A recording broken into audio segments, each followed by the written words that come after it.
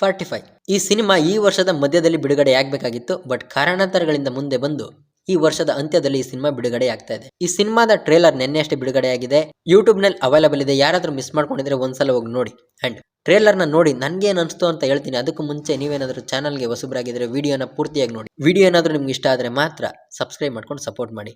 ವಿಡಿಯೋನ ಶುರು ಮಾಡೋದಕ್ಕಿಂತ ಮುಂಚೆ ಒಂದು ಮಾತು ಏನಪ್ಪಾ ಅಂದ್ರೆ, ನಾನು ಹೇಳೋ ಕೆಲವೊಂದಷ್ಟು ವಿಷಯಗಳಿಂದ ಮೂವಿ ಸ್ಪಾಯ್ಲರ್ ಆಗುತ್ತೆ ಅಥವಾ ಮೂವಿ ವೀವಿಂಗ್ ಎಕ್ಸ್ಪೀರಿಯನ್ಸ್ ಹಾಳಾಗುತ್ತೆ ಅನ್ನೋದು ನಿಮ್ಮ ಒಪಿನಿಯನ್ ಆಗಿದ್ರೆ ವಿಡಿಯೋನ ಇಲ್ಲಿಗೆ ನಿಲ್ಲಿಸ್ಬಿಡಿ.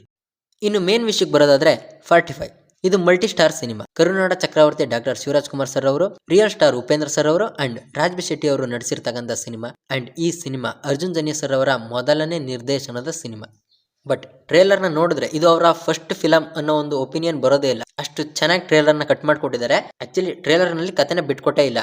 ಕಥೆಯಲ್ಲಿ ಇರ್ತಕ್ಕಂಥ ಕೆಲವೊಂದಷ್ಟು ಸರ್ಪ್ರೈಸ್ ಗಳನ್ನ ಟ್ರೇಲರ್ ನಲ್ಲಿ ಇಟ್ಟು ಇನ್ನು ಉಳಿದಿರುವಂತಹ ಸರ್ಪ್ರೈಸ್ ಗಳನ್ನ ಥಿಯೇಟರ್ ಗೆ ಬಂದು ನೋಡ್ಲಿ ಅನ್ನೋದು ಅರ್ಜುನ್ ಜನ್ಯ ಸರ್ ಅವರ ಐಡಿಯಾ ಆಗಿರ್ಬೋದು. ಇನ್ನು ಈ ಸಿನಿಮಾದಲ್ಲಿ ಯಾವ್ಯಾವ ಸರ್ಪ್ರೈಸಸ್ ಇದಾವೆ, ಇನ್ನು ಈ ಸಿನಿಮಾ ಯಾವ್ಯಾವ ರೀತಿ ಮೂಡ್ ಬಂದಿದೆ ಅನ್ನೋದನ್ನ ನೋಡೋದಕ್ಕೆ ನಾವು ಡಿಸೆಂಬರ್ 25ರವರೆಗೆ ಕಾಯ್ಬೇಕು. ಟ್ರೇಲರ್ ನ ನೋಡಿದ್ರೆ ನಾವು ಇದ್ರಲ್ಲಿ ಒಂದನ್ನ ಗೆಸ್ ಮಾಡಬಹುದು. ಏನಪ್ಪಾ ಅಂದ್ರೆ ರಾಜ್ಬಿ ಶೆಟ್ಟಿ ಅವರು ಮಾತ್ರ ಇದ್ರಲ್ಲಿ ಹ್ಯೂಮನ್. ನಮ್ಮ ರಿಯಲ್ ಸ್ಟಾರ್ ಉಪೇಂದ್ರ ಸರ್ ಅವರು ಯಮದ ಪಾತ್ರವನ್ನು ರೆಪ್ರೆಸೆಂಟ್ ಮಾಡ್ತಾ ಇದ್ದಾರೆ.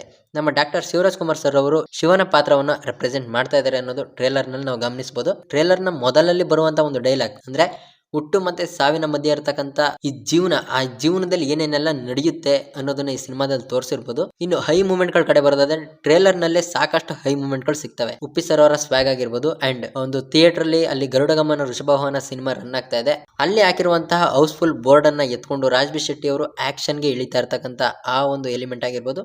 ಅಂಡ್ ನಮ್ಮ ಶಿವಣ್ಣ ಅವರ ಈ ಒಂದು ಗೆಟಪ್, ಈ ಒಂದು ಸೀನ್ ಬಂದಾಗ ಥಿಯೇಟ್ರಿಕಲ್ ಎಕ್ಸ್ಪೀರಿಯನ್ಸ್ ಮಸ್ತಾಗಿರುತ್ತೆ. ಸೊ ಯಾರು ಕೂಡ ಈ ಸಿನಿಮಾನ ಥಿಯೇಟರ್ ಅಲ್ಲಿ ಮಿಸ್ ಮಾಡ್ಕೊಳಕ್ ಹೋಗ್ಬೇಡಿ. ಟ್ರೇಲರ್ ನ ನೋಡಿ ನನಗೆ ಕೆಲವೊಂದ್ ಕಡೆ ಕನ್ಫ್ಯೂಷನ್ ಆಯ್ತು. ಏನಪ್ಪಾ ಅಂದ್ರೆ ಇದರಲ್ಲಿ ಆಕ್ಷನ್ ಎಪಿಸೋಡ್ ಗಳು ಇದಾವೆ. ಅದರಲ್ಲಿ ಕೆಲವೊಂದ್ ಕಡೆ ಅಡ್ವಾನ್ಸ್ ಆಗಿರ್ತಕ್ಕಂತ ಮಾಡರ್ನ್ ಆಗಿರ್ತಕ್ಕಂತ ವೆಪನ್ಸ್ ಗಳನ್ನ ಯೂಸ್ ಮಾಡಿದ್ರೆ, ಇನ್ನೊಂದ್ ಕಡೆ ಹಿಸ್ಟಾರಿಕಲ್ ಆಗಿರ್ತಕ್ಕಂತ ವೆಪನ್ಸ್ ಗಳನ್ನ ಯೂಸ್ ಮಾಡ್ತಾ ಇದ್ದಾರೆ. ಅಂದ್ರೆ ಫ್ಲಾಶ್ ಬ್ಯಾಕ್ ಅಲ್ಲಿ ಏನಾದ್ರು ಹಿಸ್ಟಾರಿಕಲ್ ವಾರ್ ಇದೆಯಾ ಅಥವಾ ಪ್ರೆಸೆಂಟ್ ಅಲ್ಲೇ ಆ ತರ ಮಾಡಿಫಿಕೇಶನ್ ಆಗಿರ್ತಕ್ಕಂತ ವೆಪನ್ಸ್ ನ ಯೂಸ್ ಮಾಡ್ತಾರ ಸಿನಿಮಾದಲ್ಲಿ ನೋಡಿ ತಿಳ್ಕೊಳ್ಬೇಕು ಇದನ್ನ. ಸೊ ಇನ್ನು ಈ ಟ್ರೇಲರ್ ನಲ್ಲಿ ಏನು ಬೆಟರ್ ಆಗ್ಬೇಕಾಗಿತ್ತು ಅಂತ ಹೇಳೋದಾದ್ರೆ, ಪರ್ಸನಲಿ ನನಗೆ ಈ ಸಿನಿಮಾದ VFX ಸ್ಯಾಟಿಸ್ಫ್ಯಾಕ್ಷನ್ ಆಗಿಲ್ಲ.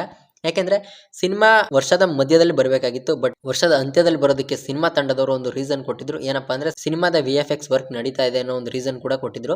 ಅಷ್ಟು ಟೈಮ್ ಕೊಟ್ಟಿನೂ VFX ತುಂಬಾ ಪೂರ್ ಆಗಿ ಬಂದಿದ್ರೆ ಹೆವಿ ಡಿಸಪಾಯಿಂಟ್ ಆಗುತ್ತೆ ಆಡಿಯನ್ಸ್ ಗೆ. ಯಾಕೆ ಹೇಳ್ತಾ ಇದೀನಿ ಅಂದ್ರೆ, ಈ ತರ ಒಂದು ಸಿನಿಮಾ ಬಂದಾಗ, ಅಂದ್ರೆ ಈ ತರ ಒಂದು ಹೊಸ ಪ್ರಯತ್ನದಲ್ಲಿ ಸಿನಿಮಾ ಬಂದಾಗ ವಿಜುವಲಿ ಸಿನಿಮಾ ತುಂಬಾ ಚೆನ್ನಾಗಿ ಕಾಣಬೇಕು. ಸೊ ಆ ರೀತಿ ಕಂಡಾಗ ಆಡಿಯನ್ಸ್ ತುಂಬಾ ಬೇಗ ಕನೆಕ್ಟ್ ಆಗ್ತಾರೆ ಸಿನಿಮಾಗೆ. ಅಲ್ಲೇನಾದ್ರೂ VFX ಇಂದ ಕತೆಗೆ ಸ್ವಲ್ಪ ತೊಂದರೆ ಆಯ್ತು ಅಂತ ಅಂದ್ರೆ ವಿಜುವಲಿ ಸಿನಿಮಾ ಅನ್ಕೊಂಡಿದ್ದ ರೀತಿ ಬರಲ್ಲ. ಸೊ ಸಿನಿಮಾದಲ್ಲಿ VFX ತುಂಬಾ ಚೆನ್ನಾಗಿ ಮೂಡ್ ಬಂದಿರಲಿ ಅಂತ ಕೇಳ್ಕೊಳ್ತೀನಿ.